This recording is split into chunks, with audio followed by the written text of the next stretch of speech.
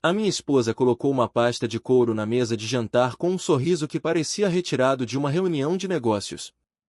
Dentro, não havia papéis do divórcio, mas algo muito pior. Eram 17 exigências. 17 regras rígidas para eu continuar a ser o marido dela, desde a forma como me vestia até a monitorização do meu telemóvel 24 horas por dia. Ela chamou-lhe padrões de melhoria. Ela achou que eu ia implorar para ficar. Mas quando li o último ponto, peguei numa caneta e escrevi a única resposta que ela não esperava. Uma resposta que transformou o seu jogo de poder no seu maior pesadelo. Estava sentado à mesa da cozinha no nosso apartamento em Lisboa, a rever algumas linhas de código no meu portátil, quando a Inês entrou. Eram 7 da tarde de uma terça-feira chuvosa de outubro. O som da chuva batia com força nas janelas panorâmicas, mas o que me chamou a atenção não foi o tempo, foi o objeto que ela trazia nas mãos. A minha esposa não transportava pastas de documentos. Ela usava malas de marca, sacos de compras de lojas exclusivas do Chiado, mas nunca nada tão formal. Ela colocou uma pasta de couro preta sobre a mesa com um cuidado cerimonial, como se estivesse prestes a apresentar provas num tribunal. O cheiro do jantar que eu tinha encomendado ainda pairava no ar, mas a atmosfera mudou instantaneamente para algo frio e estéril. Ela sentou-se à minha frente e disse que precisávamos de conversar. A sua voz tinha aquele tom profissional que ela usava quando estava em modo diretora de marketing. Explicou que tinha estado a trabalhar com a sua life coach sobre o nosso casamento e que tinha preparado algo que iria resolver todos os nossos problemas. Com um movimento preciso, abriu a pasta e retirou um documento impresso em papel grosso e caro. Não estava apenas impresso, estava plastificado. Ela tinha realmente plastificado uma lista de exigências para o nosso casamento, como se fosse o menu de um restaurante ou um aviso de segurança num escritório. Havia até um pequeno suporte de acrílico, que ela montou cuidadosamente entre nós. O título no topo dizia, em letras garrafais, padrões não negociáveis para o Tiago. Comecei a ler. A lista estava numerada, com uma fonte limpa e moderna. O primeiro ponto exigia que eu comparecesse a todas as funções sociais sem reclamações. O segundo ponto estipulava que eu deveria manter um nível de aptidão física específico, com ginásio obrigatório 4 vezes por semana, no mínimo. O terceiro ponto era sobre responder a mensagens de texto num prazo máximo de 30 minutos durante o horário de trabalho. O quarto ponto proibia terminantemente o uso de barba, exigindo um rosto escanhoado diariamente para manter um padrão profissional. Continuei a ler e o meu estômago começou a dar nós. O ponto número 7 especificava noites de encontro 2 vezes por mês em restaurantes com um custo mínimo de 100 euros por pessoa. O ponto 10 exigia que eu partilhasse a minha localização em tempo real através de uma aplicação no telemóvel, 24 horas por dia. Aquilo não era uma lista de sugestões amorosas. Era um contrato de servidão. Cheguei ao ponto 17, que exigia que eu apresentasse uma frente unida perante todos os familiares, concordando sempre com as opiniões dela em público. Ao todo, eram 17 maneiras de eu deixar de ser eu mesmo. Ela observava-me com expectativa, inclinada para a frente, à espera de gratidão. Perguntou-me o que eu achava, acrescentando que aquele documento iria eliminar toda a confusão e garantir que ambos soubéssemos exatamente o que era esperado. Segundo ela, a clareza era a chave para a felicidade. Eu olhei para o documento plastificado, que brilhava sob a luz do candeeiro, e depois olhei para ela. Pedi um momento para processar aquilo tudo. Ela sorriu, benevolente, e disse para eu levar o tempo que precisasse. Peguei na lista e fui para o meu escritório, fechando a porta atrás de mim. Reli cada ponto, agora com uma caneta na mão. Não havia um único item que começasse com nós ou que sugerisse uma mudança da parte dela. Eram apenas ordens para mim. Era vigilância disfarçada de amor. Controlo disfarçado de cuidado. Naquele momento, a clareza atingiu-me como um raio, mas não a clareza que ela esperava. Percebi que ela não queria um parceiro, ela queria um funcionário que pudesse moldar. Ela tinha passado semanas a catalogar as minhas falhas e a criar um sistema para me corrigir. Abri um novo documento no meu computador. Digitei apenas um cabeçalho, os meus não negociáveis. Por baixo, escrevi uma única linha. Imprimi a folha, dobrei-a exatamente como ela tinha feito com a dela e desci as escadas. A Inês estava no sofá, a ver uma série, com um ar de triunfo. Quando me viu com o papel na mão, desligou a televisão e perguntou se eu queria discutir os pontos. Respondi que tinha feito a minha própria lista para que ela também pudesse ver a minha perspectiva. Ela pegou no papel com entusiasmo, provavelmente à espera de ver sugestões sobre viagens ou decoração. Quando ela abriu o papel e leu a única frase que lá estava, o sorriso desapareceu. A frase dizia: pedir o divórcio. Ela olhou para mim, incrédula, e perguntou se aquilo era uma piada. Respondi calmamente que não. Disse-lhe que ela queria clareza sobre os inegociáveis e que aquele era o meu. Ela levantou-se bruscamente, machucando o papel na mão. A voz dela subiu de tom enquanto me acusava de ser irracional. Gritou que me tinha dado um guia para eu ser um homem melhor e que eu estava a responder com o fim do nosso casamento. Eu disse-lhe que ela não me tinha dado um guia, mas sim um ultimato para eu me tornar outra pessoa. Desafiei-a a mostrar-me um único ponto na lista dela que fosse sobre ela mudar algo em si mesma. Ela abriu a boca para responder, mas fechou-a logo de seguida, incapaz de encontrar um argumento. O silêncio que se seguiu foi ensurdecedor. Ela acusou-me de ser dramático e subiu para o quarto, batendo a porta com força.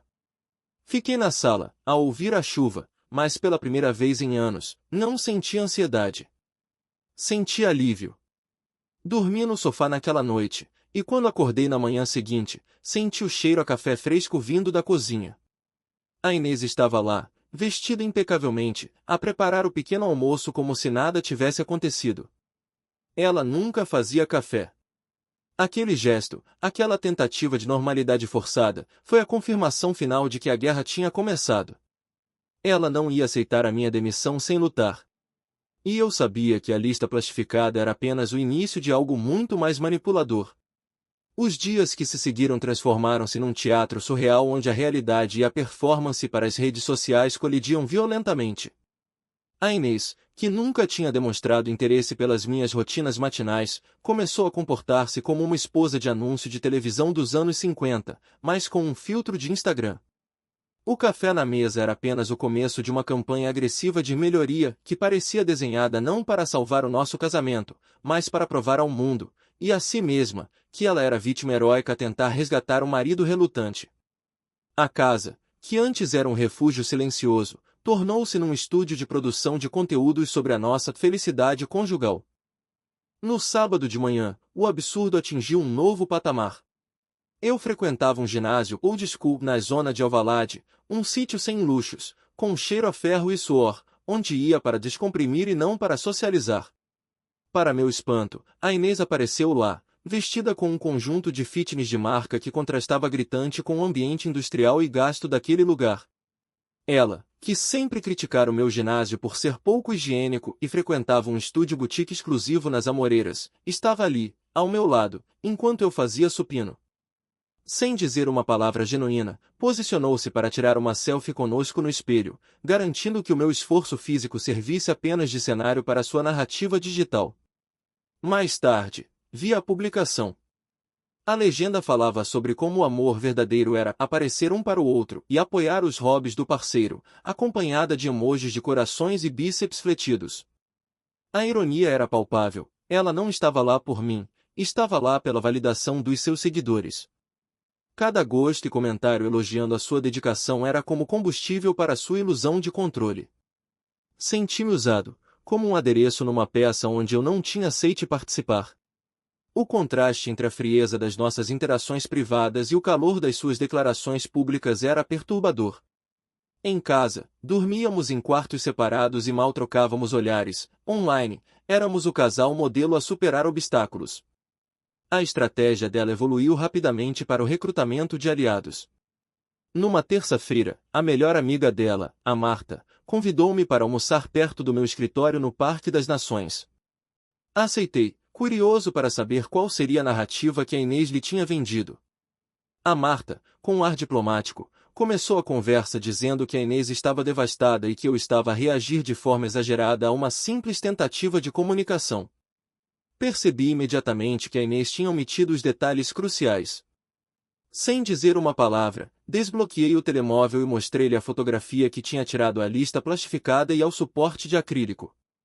Observei a expressão da Marta mudar de uma solidariedade defensiva para uma confusão genuína e, finalmente, para o choque. Ela leu as exigências sobre a partilha de localização, a aprovação de despesas e o controle da aparência física. O silêncio instalou-se na mesa. Ela admitiu, num tom muito mais baixo, que aquilo parecia mais uma avaliação de desempenho corporativa do que um pedido de ajuda conjugal.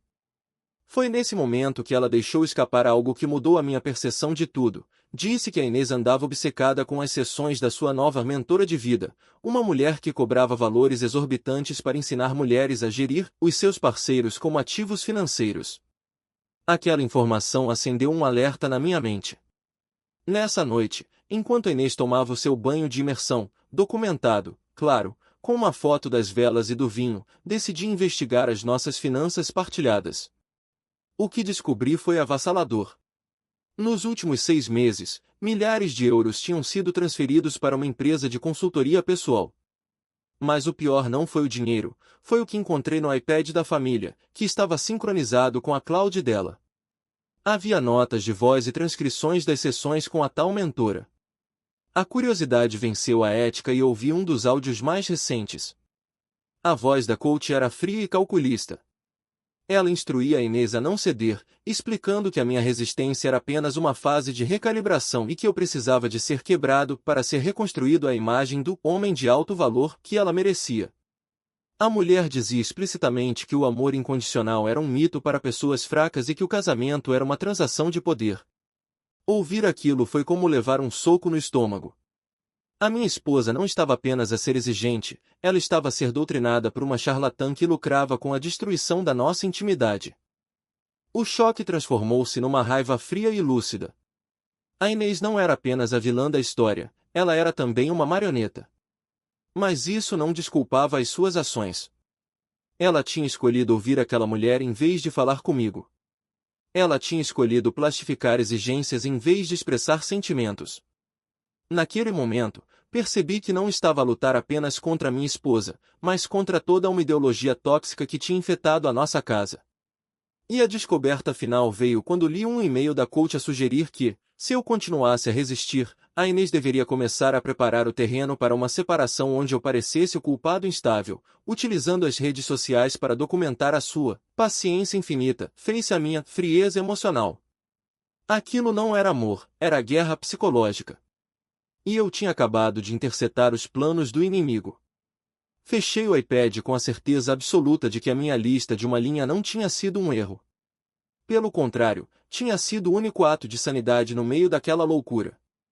Enquanto ouvia a água da banheira escorrer no andar de cima, compreendi que a batalha estava apenas a começar. A Inês achava que estava a gerir um projeto de renovação, mas estava prestes a descobrir que o edifício inteiro estava condenado. E eu já não estava disposto a segurar as paredes para que ela pudesse decorar as ruínas. O divórcio já não era apenas uma saída, era uma operação de resgate da minha própria identidade.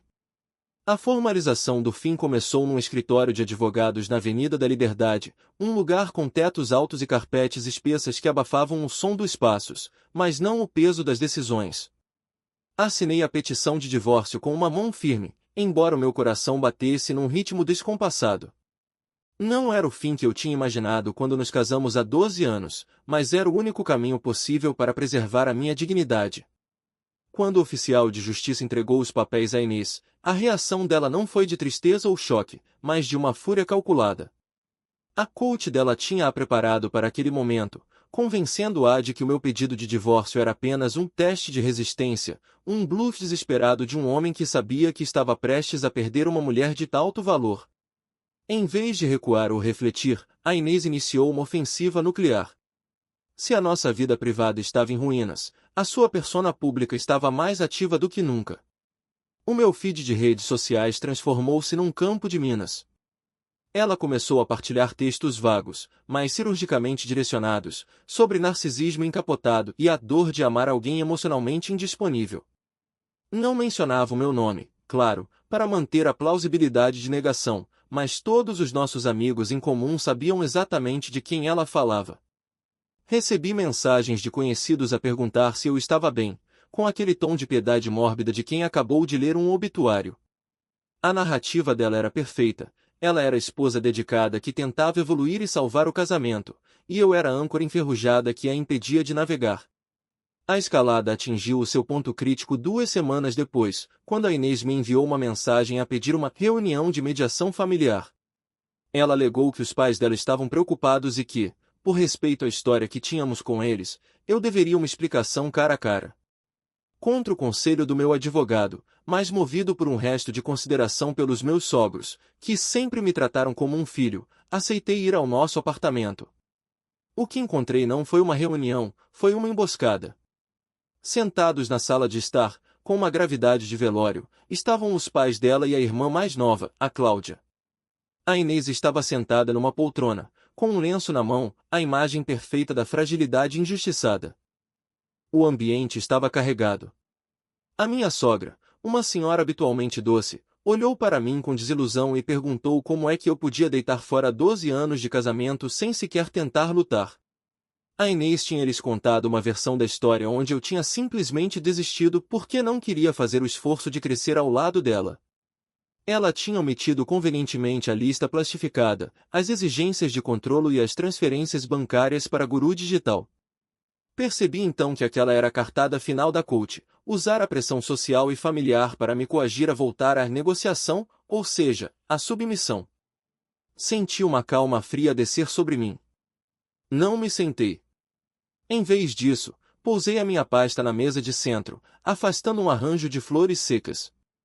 Sem dizer uma palavra de defesa, retirei o documento original, aquele que ela me tinha entregue com tanto orgulho semanas antes.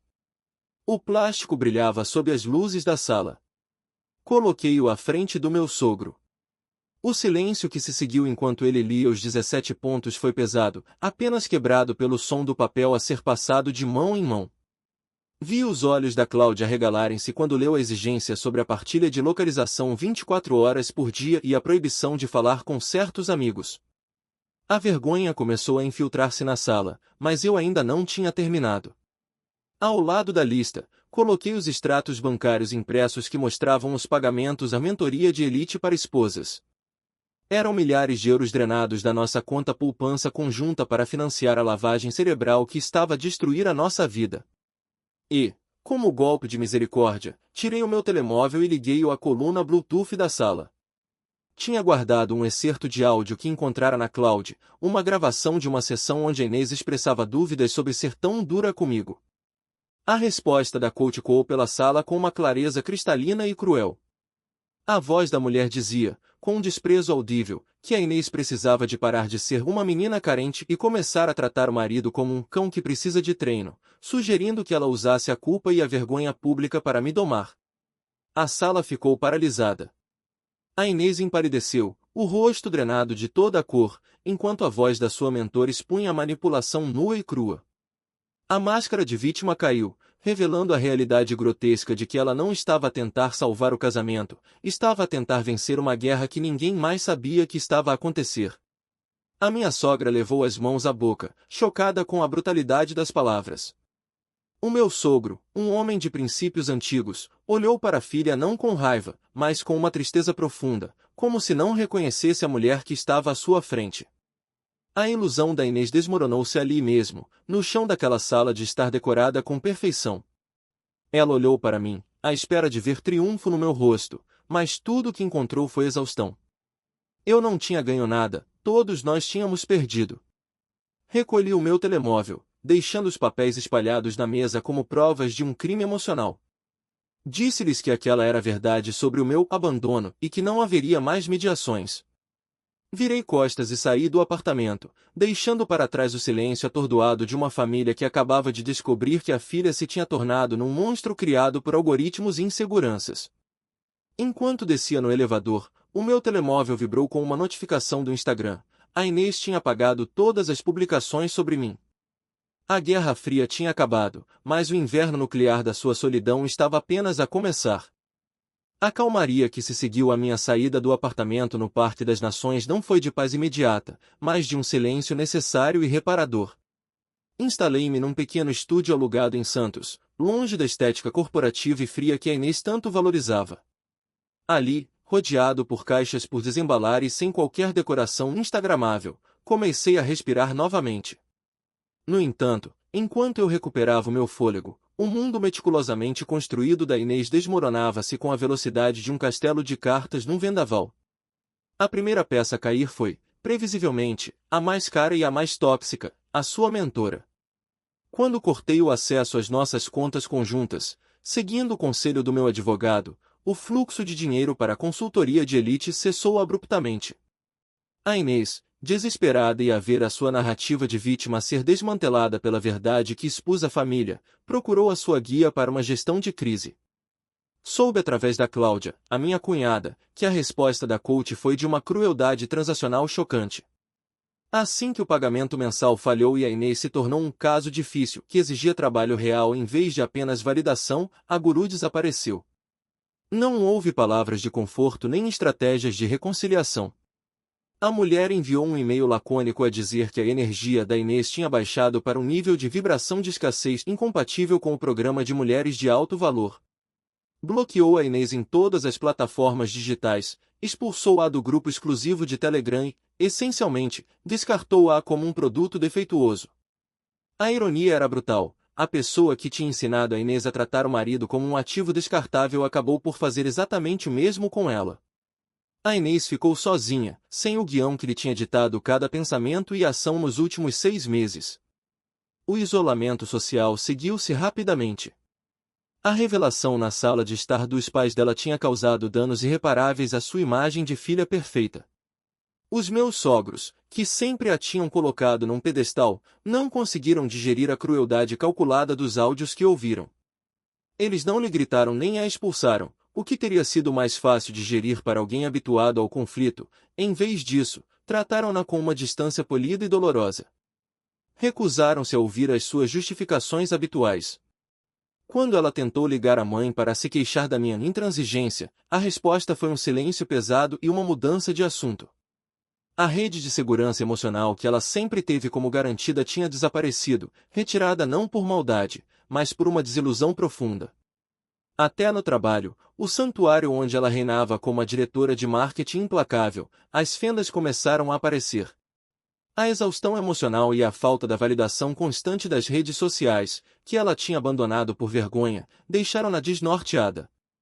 A Inês, que nunca falhava um prazo e que se orgulhava da sua eficiência robótica, começou a cometer erros básicos.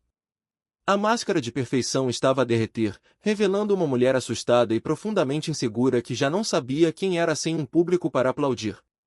Ela tinha passado tanto tempo a curar a sua vida para os outros que se tinha esquecido de como vivê-la para si mesma.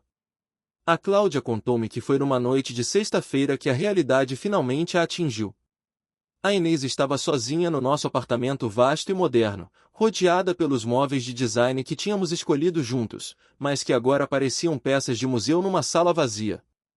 Não havia likes, não havia mensagens da coach, não havia marido para controlar, e a família estava distante. O silêncio, que ela sempre tentará preencher com podcasts de autoajuda e ruído digital, tornou-se ensurdecedor. Foi nessa noite que ela encontrou, no fundo de uma gaveta, a cópia da lista plastificada que eu tinha deixado para trás. Pela primeira vez, ela leu aqueles 17 pontos não como a autora orgulhosa, mas através dos olhos de quem ficou sozinho. Sem a voz da mentora a sussurrar-lhe ao ouvido que aquilo era empoderamento, as palavras no papel pareceram-lhe grotescas. Manter a barba parada, partilhar localização, alinhar opiniões políticas. Ela viu a lista pelo que realmente era, uma confissão de fraqueza. Ela percebeu que não queria um parceiro forte, ela queria um espelho que refletisse apenas o que ela queria ver. A arrogância deu lugar a um pânico visceral. Ela tinha destruído a única relação real da sua vida em troca de uma fantasia de poder vendida por uma estranha na internet. A Inês chorou. Não o choro estético e contido que ela usava para manipular situações, mas um choro feio, convulsivo e solitário. O choro de quem percebe que é o vilão da sua própria história. Ela tentou ligar-me nessa noite. O meu telemóvel vibrou com o nome dela no ecrã, 1, 2, 3 vezes. Eu olhei para o aparelho, sentindo um aperto no peito, uma mistura de hábito e pena, mas não atendi. O silêncio era a única resposta que eu lhe podia dar, a única lição que ela ainda precisava de aprender. Ela precisava de sentir o peso total das consequências, sem que eu corresse para salvar ou para lhe dar um alvo para sua frustração. Naquela noite escura da alma, a Inês foi forçada a encarar-se ao espelho sem filtros, e a imagem que viu aterrorizou-a mais do que qualquer divórcio. O colapso da ilusão estava completo, restava saber se algo humano poderia renascer dos escombros. O silêncio que se estendeu pelos 90 dias seguintes foi, paradoxalmente, a comunicação mais honesta que tivemos em 12 anos de casamento. Não houve mensagens de texto passivo-agressivas, nem tentativas de manipulação através de amigos, nem acidentes calculados para nos cruzarmos na rua. O divórcio avançava nos tribunais com a lentidão burocrática habitual, e eu estava a começar a aceitar a minha nova vida de solteiro. Tinha recuperado o prazer de programar até tarde sem ser criticado pela minha postura ou pelo desperdício de tempo, e redescobri a alegria simples de comer uma pizza gordurosa no sofá sem ter de ouvir uma palestra sobre macronutrientes e estética corporal. Foi numa tarde ventosa de janeiro que recebi um e-mail da Inês. Não era uma notificação de calendário partilhado, nem um reencaminhamento de um artigo sobre relacionamentos.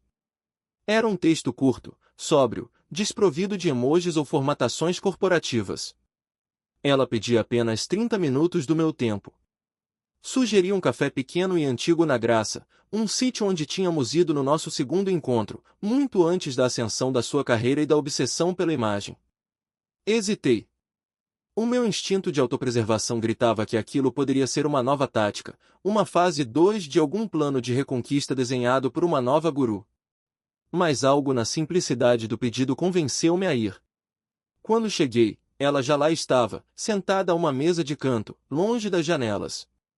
A primeira coisa que notei foi a ausência da sua armadura habitual. Não havia o blazer estruturado, nem a maquilhagem de contorno perfeito, nem a mala de luxo posicionada estrategicamente. Ela vestia uma camisola de malha grossa e calças de ganga, o cabelo apanhado num rabo de cavalo despretensioso. Parecia mais cansada, com olheiras visíveis que o corretor não escondia, mas também parecia, pela primeira vez em muito tempo, tridimensional. O telemóvel não estava sobre a mesa, estava guardado na bolsa, esquecido. Sentei-me à sua frente, mantendo uma distância cautelosa. Ela não tentou tocar-me nem sorriu de forma sedutora. Apenas me agradeceu por ter vindo. Com mãos que tremiam ligeiramente, ela retirou um caderno da bolsa. O meu estômago contraiu-se. O trauma da lista plastificada ainda estava fresco, e a visão de um caderno fez-me temer uma nova série de exigências, revistas e melhoradas. Mas aquele não era um documento oficial. Era um caderno de papelaria barato, com a capa gasta. Ela empurrou-o na minha direção, não como quem apresenta um ultimato, mas como quem entrega uma confissão. Abri o caderno. As páginas estavam preenchidas com a caligrafia dela, mas o conteúdo era o oposto polar daquela lista infame de outubro. O título da primeira página dizia: Coisas que eu destruí ao tentar consertar. Li em silêncio. Não eram exigências para mim, era um inventário brutal das suas próprias falhas. Ela tinha listado momentos específicos ao longo dos anos em que tinha priorizado a aparência sobre a nossa conexão, o controle sobre o afeto, a validação externa sobre a minha dignidade. Havia uma entrada sobre o dia em que me obrigou a trocar de roupa antes de um jantar com o chefe dela, admitindo que o fez porque via o meu estilo como um reflexo da sua competência, reduzindo-me a um acessório. Ela explicou, com uma voz baixa e quebrada, que a solidão dos últimos meses a tinha forçado a desmontar a narrativa de vítima que tinha construído. Sem a coach para lhe validar o ego e sem as redes sociais para lhe darem dopamina, ela teve de enfrentar o vazio que sentia. Admitiu que a necessidade de me controlar nascia do seu próprio medo de não ser suficiente.